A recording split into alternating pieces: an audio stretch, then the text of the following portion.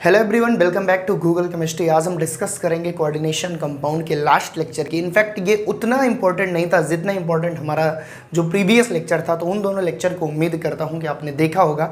और आज के सेशन में हम दो टॉपिक के आसपास बात करेंगे। थोड़ा सा कभी कभी पूछा है ई एन नंबर क्या होता है, और कभी कभी वर्नर थ्योरी पूछा है, उसकी बात करेंगे। और कुछ एक एक नंबर के क्वेश्चन हैं जो कि आपके एग्जाम में पूछे गए हैं, उनकी बात करेंगे। बेसिकली 10 से 20 मिनट के अंदर ये लेक्चर मैं समेट दूंगा और इसको ढंग से आप करके जाइएगा। कोऑर्डिनेशन केमिस्ट्री में जितना पढ़ा दिया गया उतना सफिशिएंट है, इसके बाहर कुछ नहीं आएगा। तो चलिए शुरू करते हैं। Today we will discuss the topic Werner theory. प्यारे बच्चों, सबसे पहले मैं आपको बता दूं कि कोऑर्डिनेशन केमिस्ट्री में कोऑर्डिनेशन कॉम्प्लेक्स के स्ट्रक्चर को समझाने वाली ये पहली थ्योरी थी। अगर कोई आपसे पूछे कि कोऑर्डिनेशन कंपाउंड को सबसे पहले किस थ्योरी ने एक्सप्लेन किया, तो बेसिकली हम कह सकते हैं कि this was the first theory. मैं यहाँ पे लिख दे रहा हूँ थोड़ा सा, this was first theory, this was first theory about structure of coordination compound, about structure of coordination compound। ठीक है ना। कोऑर्डिनेशन कंपाउंड के स्ट्रक्चर की अगर हम बात करें तो वर्नर थ्योरी पहली थ्योरी थी जो कि 1898 में दी गई। बहुत सारी बुक में ये वैल्यू आपको 1893 भी मिल जाएगी, तो वो मैटर नहीं करता है, ठीक है ना। हाँ, लेकिन मैटर ये करता है कि ये थ्योरी कोऑर्डिनेशन केमिस्ट्री में इतनी ज़्यादा ज़रूरी थी कि प्यारे बच्चों इस थ्योरी के लिए इनको 1913 में नोबेल प्राइज़ दिया गया। किसको? अल्फ्रेड वर्नर को 1913 में इनको नोबेल प्राइज़ दिया गया। चलिए हम बात करते हैं कि इस थ्योरी में क्या बोला गया। ये थ्योरी कहती है कि metal consist two type valency. ये थ्योरी क्या कहती है कि metal consist two type valency, two type valency. ये की थ्योरी कहती है कि metal consist two type valency in coordination compound, in coordination compound. ये कहते हैं कि किसी भी कोऑर्डिनेशन कॉम्प्लेक्स या कोऑर्डिनेशन कंपाउंड में जो हमारी मेटल उपस्थित होती है, दो तरह की वैलेंसी शो करती है। सबसे पहले तो हम बात कर लें टू टाइप वैलेंसी का क्या मतलब है। सबसे पहले ये कहते हैं एक वैलेंसी होती है प्राइमरी वैलेंसी। कौन कहता है? अल्फ्रेड वर्नर जी कहते हैं। एक वैलेंसी होती है प्राइमरी वैलेंसी, एक वैलेंसी होती है सेकेंडरी वैलेंसी। मेरी बात को फिर से सुनना। अल्फ्रेड वर्नर जी ने सबसे पहले कोऑर्डिनेशन कंपाउंड के स्ट्रक्चर को एक्सप्लेन किया। इन्होंने बोला कि कोई भी मेटल जो हमारी कोऑर्डिनेशन कॉम्प्लेक्स में होती है वो बेसिकली दो टाइप की बैलेंसी शो करती है। एक होती है प्राइमरी बैलेंसी, एक होती है सेकेंडरी बैलेंसी। जो हमारी प्राइमरी बैलेंसी है इसको हम कहते हैं आयोनिजिबल। जो हमारी प्राइमरी बैलेंसी होती है इसको हम कहते हैं आयोनिजिबल बैलेंसी।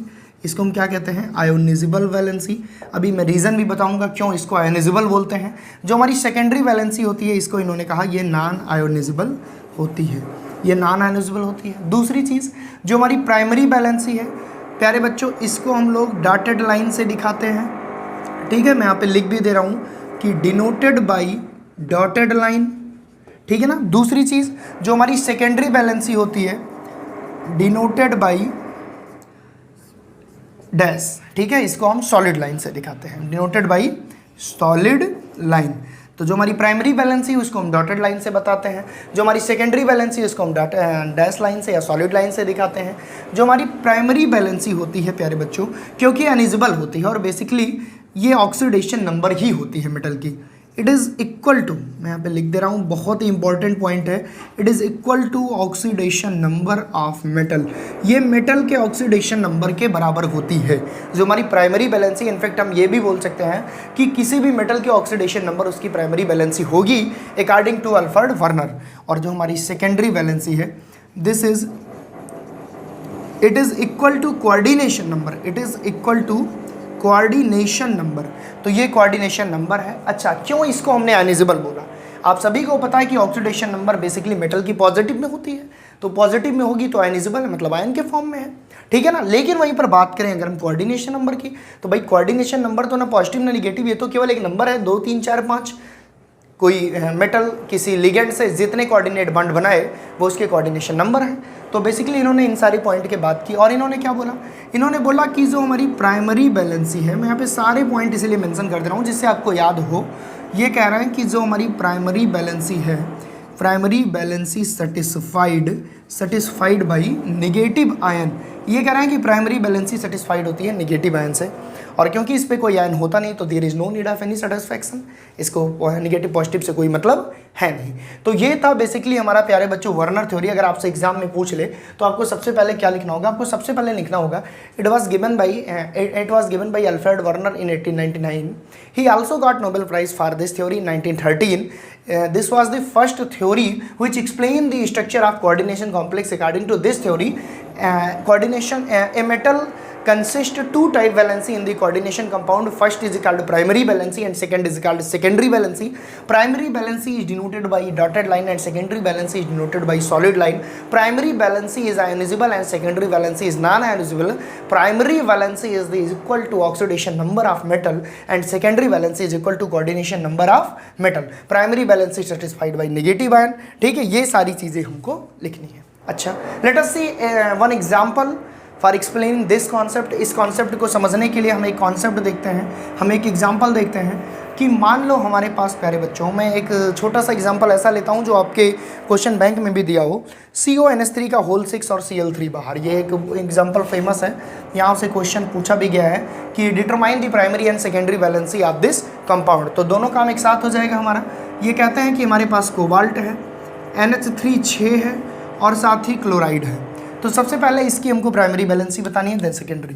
सबसे पहले हम डायरेक्ट इसके ऑक्सीडेशन नंबर की बात कर लें। अगर ऑक्सीडेशन नंबर हम फाइंड आउट कर लिए तो मतलब प्राइमरी बैलेंसी भी हम फाइंड आउट कर लेंगे। तो प्यारे बच्चों कोबाल्ट को X मान लो जिसका निकालना है। NH3 एक न्यूट्रल लिगेंड है जिस पर 0 होता है, चाहे 6 हो चाहे 10 हो, कोई मतलब नहीं। और ये हमारा क्लोराइड है, इसकी -3।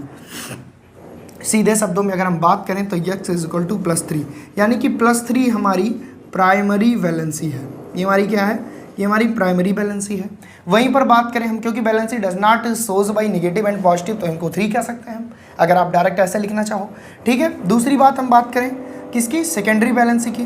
तो coordination number is equal to secondary valency.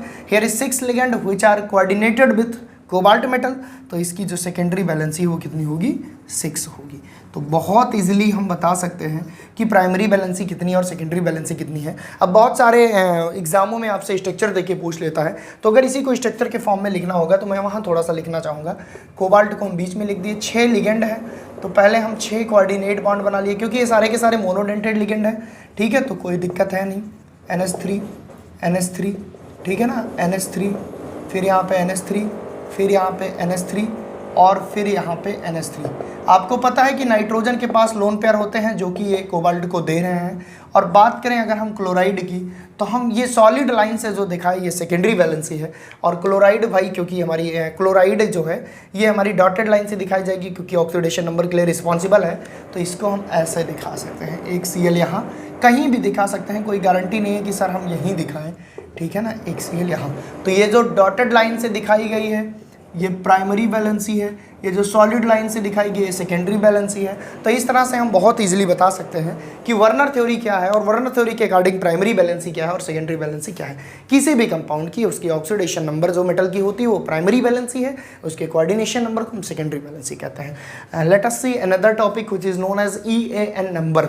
बहुत सारे बच्चे पूछते हैं सर EAN नंबर क्या है, एक आध दो क्वेश्चन कभी कभी पूछ भी लिया गया है, तो उसको भी हम लोग डिस्कस कर दे रहे हैं। ठीक है, सबसे पहले मैं इसको रफ करता हूँ और फिर हम लोग देख लेते हैं कि भाई EAN नंबर क्या होता है।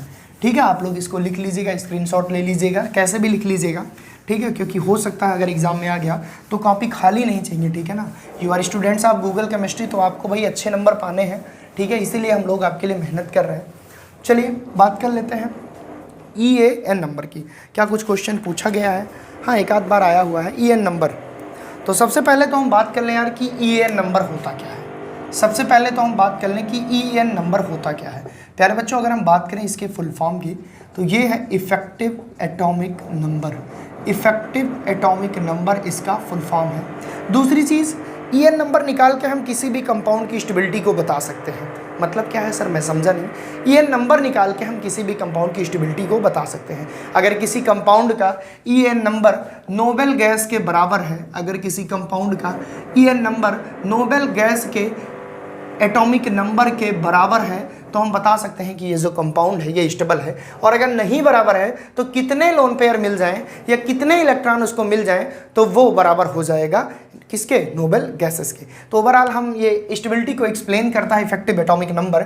ठीक है, हम पहले इसके फार्मूले की बात कर लें कि EN नंबर कैसे कैलकुलेट होता है। प्यारे बच्चों, जेड क्या है, एटॉमिक नंबर ऑफ मेटल। मैं यहाँ पे लिखते चल रहा हूँ, जेड क्या है, एटॉमिक नंबर ऑफ मेटल। सबसे पहले हम मेटल के एटॉमिक नंबर को लिखेंगे minus oxidation number, minus oxidation number of metal. किसका भैया, ऑक्सीडेशन नंबर ऑफ मेटल। ये फार्मूला बहुत ज़्यादा ज़रूरी है आपको याद करना। ठीक है, कई सारे बुक में अलग अलग है, हालांकि आंसर एक ही आता है। ठीक है, ये एटॉमिक नंबर ऑफ मेटल है minus oxidation number of metal plus 2 into coordination number. This is the formula of EAN number. ये बहुत ही ज़्यादा ज़रूरी हो जाता है आपके लिए। मैंने क्या बोला ध्यान से सुनिएगा कि EN number is equal to, यहाँ पे EN नंबर निकालना होगा तो सबसे पहले किसी मेटल का हमको एटॉमिक नंबर पता होना चाहिए, उसके बाद उस मेटल के ऑक्सीडेशन नंबर और 2 गुणे कोऑर्डिनेशन नंबर अगर हम निकाल लेंगे तो किसी भी मेटल का EN नंबर हम इजीली फाइंड आउट कर सकते हैं। और by using EN number we can easily explain that this molecule is this compound is stable और unstable, like as K4FeCN6 which is very famous molecule.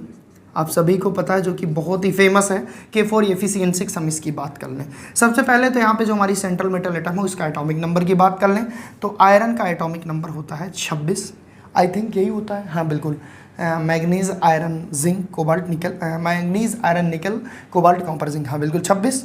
ठीक है, और यहाँ पे अब हम बात करते हैं इसके ऑक्सीडेशन स्टेट की, जो कि हम माइनस में लेंगे। तो ऑक्सीडेशन स्टेट अगर हम निकालें तो इसकी +4, क्योंकि भाई पोटेशियम पे +1 होता है, जिसकी निकालनी है उसको x मान लिए। इसकी -1 होती है, 6 है, मोनोडेंटेड लिगेंड है, तो -6 = 0, यानी x +2 आएगा। तो 26 - 2 करेंगे, भाई जो भी ऑक्सीडेशन नंबर की वैल्यू आएगी वो हम माइनस में रखेंगे क्योंकि माइनस चार्ज लगा है। ओके सर, उसके बाद हमारे पास प्लस करें 2 into coordination number. Coordination number की कोई भी मेटल कितने लिगेंड से घिरा हुआ है या कोई मेटल कितने कोऑर्डिनेट बॉन्ड बनाए हुए हैं लिगेंड के साथ। तो यहाँ पे 6 हैं क्योंकि भाई आयरन 6 साइनाइड से घिरा है, 6। ज़रा गिनती गिनिए, 26 - 2 यानी कि 24 और 6 दूनी 12, 24 और 12 36। तो EN नंबर जो हमारा आया 36, और आपको पता है कि जो 36 होता है वो क्रिप्टॉन का एटॉमिक नंबर है। मतलब according to EN number this compound is stable because it is just like krypton. यहाँ पे 36 EN नंबर आ गया। तो EN नंबर से हम बहुत ही आसानी से किसी भी कंपाउंड की स्टेबिलिटी को एक्सप्लेन करते हैं।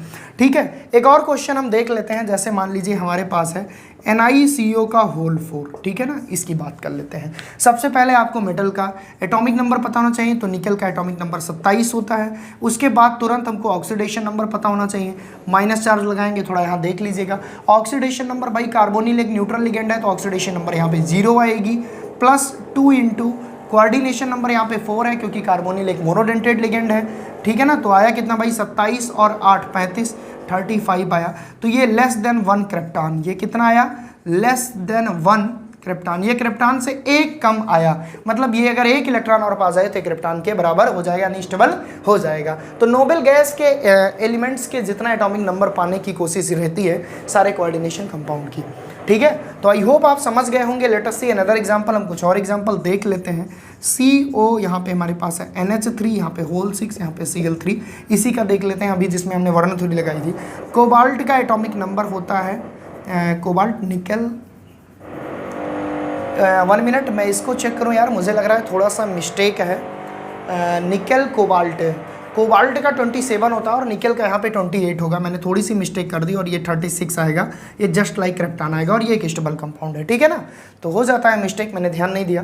ठीक है, वहीं पर बात करें कोबाल्ट की तो इसकी 27 होगी और 27 इसका होगा। दूसरी चीज़ प्यारे बच्चों हम बात करें अगर अमोनिया की, ठीक है, तो अमोनिया एक न्यूट्रल लिगेंड है तो इसके लिए ऑक्सीडेशन नंबर सबसे पहले मैं 27 लिख दूँ, माइनस ऑक्सीडेशन नंबर कितनी आएगी, इसकी x मान लो, और इसकी 0 क्यों, क्योंकि न्यूट्रल लिगेंड है, और -3 क्योंकि 3 chlorine is equal to 0, x is equal to +3। तो 27 - 3 करेंगे क्योंकि जो वैल्यू आई वो माइनस में लेंगे, +2 into coordination number. Coordination number 6 है क्योंकि मोनोडेंटेड है, तो 6 × 12 एंड 27 - 3 24 + 12 इज इक्वल टू 36, और ये क्रिप्टॉन के बराबर है, मतलब ये कंपाउंड भी स्टेबल है।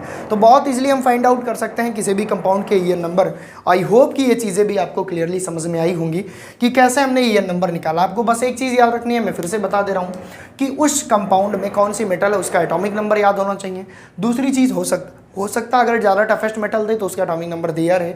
दूसरी चीज़ minus oxidation number +2 into coordination number. Okay, मतलब कितने कोऑर्डिनेट बॉन्ड बनाए हैं। तो ये भी हम डिस्कस कर लिए। कुछ टॉपिक और है जो आपके एग्जाम में 1 से 2 बार पूछा गया है, हम उसको भी डिस्कस कर ले रहे हैं कि homoleptic and हेट्रोलिप्टिक ligand coordination compound क्या होते हैं। होमोलिप्टिक एंड हेट्रोलिप्टिक, आई थिंक यही है कॉम्प्लेक्स, हाँ बिल्कुल, होमोलिप्टिक एंड हेट्रोलिप्टिक। ठीक है, तो हम इसको डिस्कस कर ले रहे हैं। होमोलिप्टिक और क्या है, और है हेट्रोलिप्टिक। तो ये 2 टॉपिक हमको डिस्कस करना है भाई। होमो का मतलब होता है सेम।